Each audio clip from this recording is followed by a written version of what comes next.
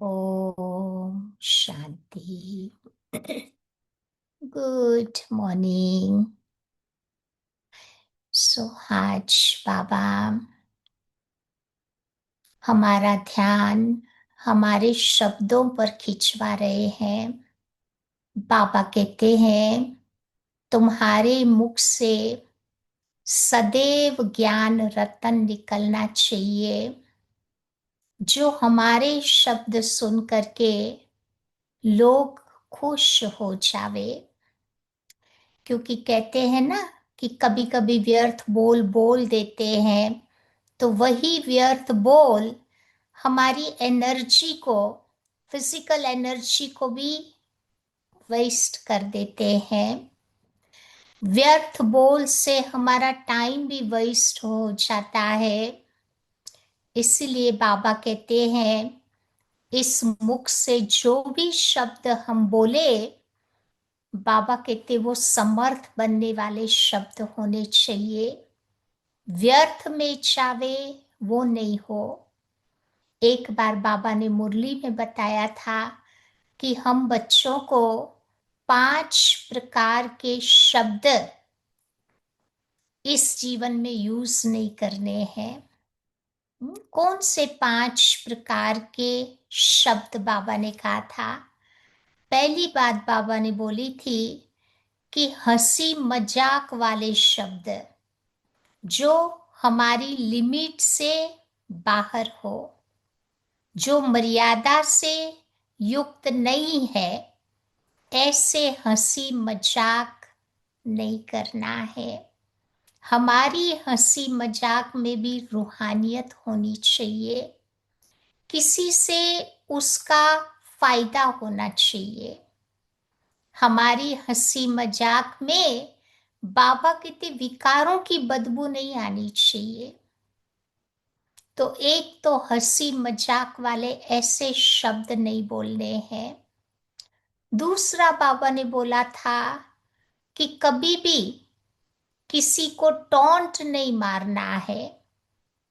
Taunt मारना माना किसी की कमजोरी को, गलती को बार बार उसे याद दिलाना, किसी को तीर चुभाना। कोई कोई शब्द सीधे दिल को घाव कर जाते हैं। कभी कभी किसी की कमेंट करना, व्यंग बाण छोड़ना। कहते वो वाले बाणों के घाव तो फिर भी रूठ जाते हैं, लेकिन शब्द रूपी बाणों के घाव बाबा कहते वो रूठते नहीं है। मरते दम तक व्यक्ति उसे याद रखता है। इसीलिए टोंट वाले शब्द नहीं बोलने हैं। तीसरी बात बाबा कहते कभी कभी हम लोग व्यर्थ की बातें कहाँ कहाँ से इकट्ठी कर लेते हैं, फिर वो बैठ करके किसी को सुनाते हैं कि फलाने ने ये कहा, फलाने ने वैसे कहा, इसने ये कहा, उसने वो कहा। तो ये गॉसिप वाली बातें हो जाती है। क्योंकि जहां पर ऐसी व्यर्थ बातें होती है ना, वहां बाबा नहीं होता। तो बाबा आज हमारा ध्यान खिंचवा रहे हैं कि इस ब्राह्मण जीवन में हमें किसी की भी ग्लानि नहीं करनी है, किसी को भी गाली भी नहीं देना है। तो ये व्यर्थ गॉसिप वाली बातें नहीं करनी है। चौथी बात बाबा बताते हैं कि कभी हम किसी को सुनाते तो हैं सेवा के समाचार, सेवा समाचार सुनाते सुनाते हमारी गाड़ी आउट ऑफ ट्रैक हो जाती है। फिर क्या करते हैं? सेवा साथियों की, सेवाधारियों की कमजोरियों का वर्णन करना शुरू कर देते हैं, और वो भी बड़ा इंटरेस्ट के साथ। तो सामने वाले को भी बड़ा इंटरेस्ट आता है। तो यहाँ मुझे थोड़ा ध्यान रखना है कि हमें किसी की भी ऐसी व्यर्थ बातें, सेवाधारियों के अवगुणों का प्रचार प्रसार नहीं करना है। पांचवी बात बाबा ने बताई थी कि अयुक्ति युक्त बोल, बोल में रमणीकता जरूर होनी चाहिए, परंतु वो बोल हमारा स्थान को देखकर, व्यक्ति को देखकर, समय को देखकर, संगठन को देखकर, वातावरण को देख करके फिर मुझे बोलना है। ऐसे ही मैंने बोल दिया तो वो मेरा अयुक्ति युक्त बोल में काउंट हो जाएगा। तो इसीलिए बाबा ने कहा था कि बार बार मुझे चेकिंग करनी है कि इन पांचों में से एक भी बात कम है तो वो व्यर्थ की श्रेणी में आएगा, उसे रमणीकता नहीं कहा जाएगा।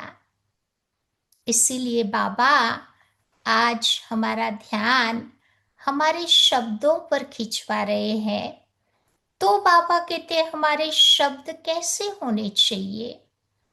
तो बाबा कहते हैं हमारे शब्द किसी के जीवन में उमंग उत्साह को बढ़ाने वाले शब्द होने चाहिए, किसी को कुछ न कुछ प्राप्ति कराने वाले शब्द होने चाहिए, किसी को उनके जीवन में खुशी दिलाने वाले शब्द होने चाहिए। जो हिम्मतहीन आत्माएं हैं उनको हिम्मत दिलाने वाले हमारे बोल होने चाहिए, साहस दिलाने वाले बोल चाहिए। हमारे शब्द रूहानियत से भरपूर होने चाहिए, शक्तिशाली होने चाहिए, प्रभावशाली होने चाहिए।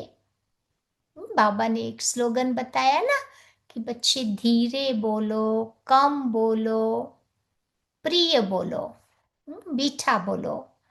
तो ऐसे शब्दों के पर मुझे बार बार वो चेक करना पड़ेगा। तो शॉर्ट में कहे तो हमारे शब्द सार युक्त, युक्ति युक्त, योग युक्त, शक्ति युक्त, स्नेह युक्त, स्वमान युक्त और स्मृति युक्त शब्द होने चाहिए। जब ऐसे शब्द बोलते हैं तो लोगों को सुनने में भी इंटरेस्ट आता है।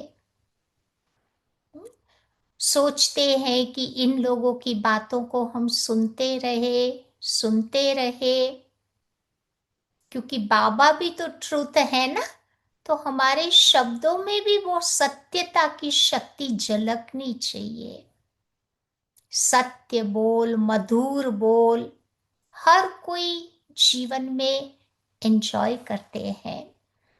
तो आज बाबा मुरली में बार बार हमारा ध्यान खिंचवा रहे हैं कि हमारे मुख से सदैव रत्न निकलने चाहिए। चलो कोई पत्थर निकालता है तो मुझे उसको रिटर्न में रत्न ही देना है।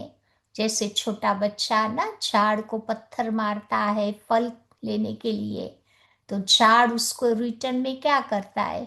फल देता है ना। तो ऐसे बाबा कहते हैं बार बार प्रैक्टिस करें तो हम ब्राह्मण जीवन में हर्षित होकर के रहेंगे। तो आइए सुनते हैं, आज की बाबा की मुरली है 23 जनवरी की। बाबा कहते मीठे बच्चे, तुम्हारे मुख से सदैव ज्ञान रत्न ही निकलने चाहिए। तुम्हारा मुखड़ा सदैव हर्षित रहना चाहिए। जिन बच्चों ने ब्राह्मण जीवन में, प्रश्न है, जिन बच्चों ने ब्राह्मण जीवन में ज्ञान की धारणा की है उनकी निशानी क्या होगी? जिन्होंने सचमुच में बाबा का ज्ञान जीवन में उतारा है, उनकी निशानी क्या होगी?